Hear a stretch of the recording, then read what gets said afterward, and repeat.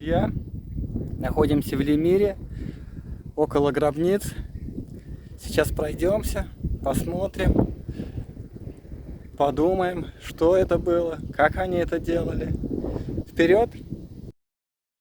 Скальные гробницы античного города Лемиры, древней провинции Ликии, расположены недалеко от современного города Финикия на юго-западе Турции.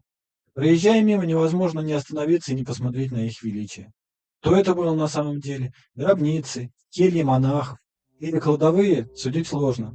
Давайте пройдемся, изучим строение и используемые технологии, а выводы постараемся сделать в конце видео. Многие десятки, если не сотни этих гробниц, вырезаны из скального основания по всему склону. Их можно обнаружить, начиная с уровня автомобильной дороги. А многие из них, я думаю, засыпаны или закатаны в асфальт. И дальше они уходят вверх по склону, куда только может достать взгляд. Все гробницы имеют исключительную четкую геометрически безукоризненную обработку наружных порталов. По качеству поверхности как минимум шлифованные. И все сооружения имели каменную дверь типа шкафа-купе, двигающуюся вот по таким каменным пазам. То есть это сооружение многократного использования. Вес самых маленьких дверок начинается от 300 кг. Они идеально подогнаны. И если это были гробницы, то они все были вероломно осквернены вандалами. Все они разбиты и совершенно пустые. Я нашел только одну гробницу, в которую Лара Крофт смогла только приоткрыть дверь, а во все остальные двери выбиты. И если дверь не поддавалась, то, как в той песне, я их дверь, а не в окно, а также в стену, в крышу, ну и куда получилось. Что именно было скрыто внутри гробниц, сказать трудно, но очевидно это очень было нужно грабителям. Все сооружения, хотя и имеют аналогичную конструкцию, но среди них нет двух одинаковых. Каждая создавалась по уникальному проекту. Внутри обработка значительно грубее, но и по интерьеру они тоже уникальны. В одних есть лежанки, в других ямки, в третьих ниши. Кроме того, также здесь стояли саркофаги, которые также беспощадно разбиты до основания. Насколько знаю, остался один более-менее целый саркофаг около Лемиры, да и тот на другой горе, известный как саркофаг Ксантабура, тоже с дверкой. Место очень шикарное. Реставрация не проводилась, насколько знаю, были только раскопки.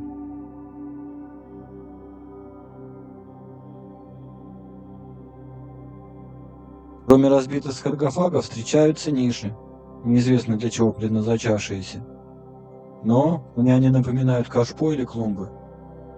Здесь с клумбами, конечно, несостоятельные, многие чистые и без следов земли.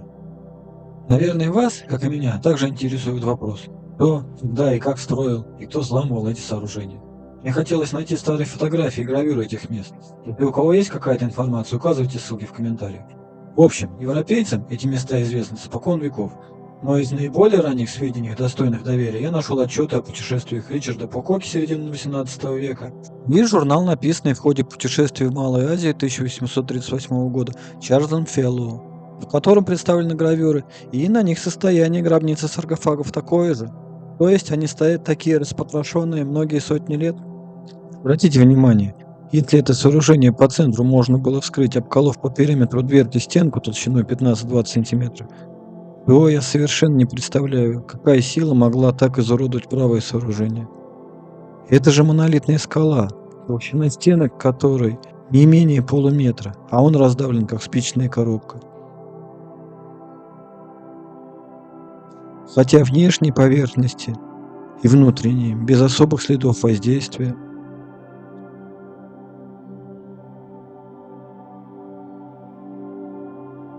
Очевидно, был произведен какой-то сокрушительный удар по крыше гробницы. То есть, как и во многих античных городах, я здесь наблюдаю следы войны богов.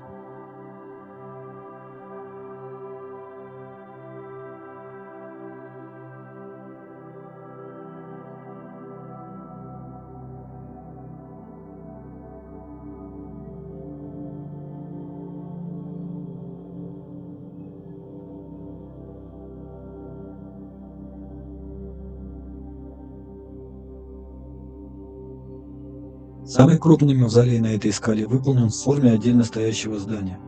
Рыжий цвет стен говорит, что он был засыпан и откопан относительно недавно, и еще не успел загореть на солнце. Попробуйте прикинуть, сколько же материала им пришлось удалить, чтобы вырезать из скалы такое здание. Качество обработки исключительное. Горизонтальные, как и вертикальные линии, ровные и параллельные. Углы четкие и прямые. Внешний портал значительно разрушен. Но внутри мы видим вообще какую-то магию. У них, видимо, развалилась задняя стенка, и они всегда умудрились установить заглотку в стык. И опять с нулевыми зазорами. Сейчас такой трюк сделать невозможно. Если у вас есть мысли, как они это смогли сделать, напишите в комментариях. Как эти мастера умудрялись достигать такого совершенства с их каменными молоточками и бронзовыми зубилами, согласно основной версии историков? Большой вопрос. Скорее к историкам. Очевидно, строители виртуозно владели технологиями. Ну, и инструментальный парк у них был получше нашего.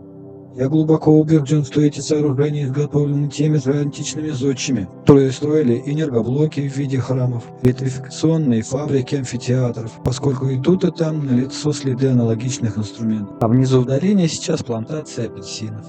Как я уже говорил, в этом месте нет двух одинаковых гробниц. Смотрите, какое разнообразие порталов. Этот выполнен как храм с колоннами, на колоннах канилюры да капители.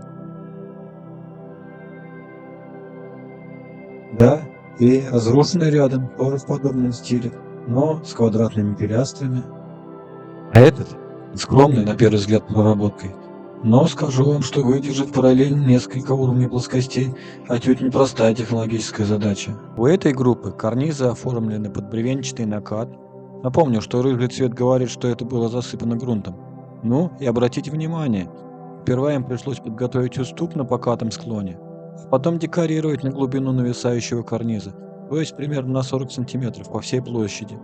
То есть, по моим прикидкам, только во время декорирования они срубили 5 кубометров скальной породы, а потом довели отделку до шлифовки по плоскостям и криволинейным поверхностям. В общем, эти мастера могли себе позволить такую роскошь. И вы понимаете, что любой дефект на монолите требовал переделку всей поверхности, и это вам не подштукатурить и обои переклеить. А теперь, для тех, кто сумел досмотреть почти до конца, почему же эти гробницы считаются ликийскими? И считаются они согласно нанесенным надписям на ликийском языке. Посмотрите, тут не сочетаются кривые пляшущие буквы с идеальными поверхностями, на которых они нацарапаны. Но для историков эта кричащая разница в технологиях ничего не говорит. Вы спросите, а что же там написано?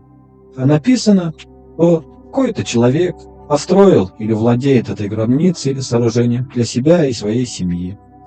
А если расшифровывать мертвый язык по надписям на сооружениях, то термины могут интерпретироваться достаточно вольно. По-моему, если эти мастера смогли идеально вырезать порталы, то подписали бы они их также идеально, а не гвоздем нацарапали. Я думаю, что ликийцы нашли эти сооружения, скорее всего уже разбитые, и приспособили их в своих приземленных целях, как могли. А нанесли надписи для указания собственности на объект. А вы что думаете? Пишите в комментариях.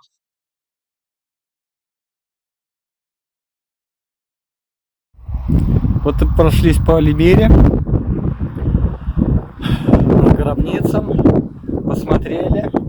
Если у кого есть какие идеи, пишите комментарии, ставьте лайки и до новых встреч на канале. Всем привет!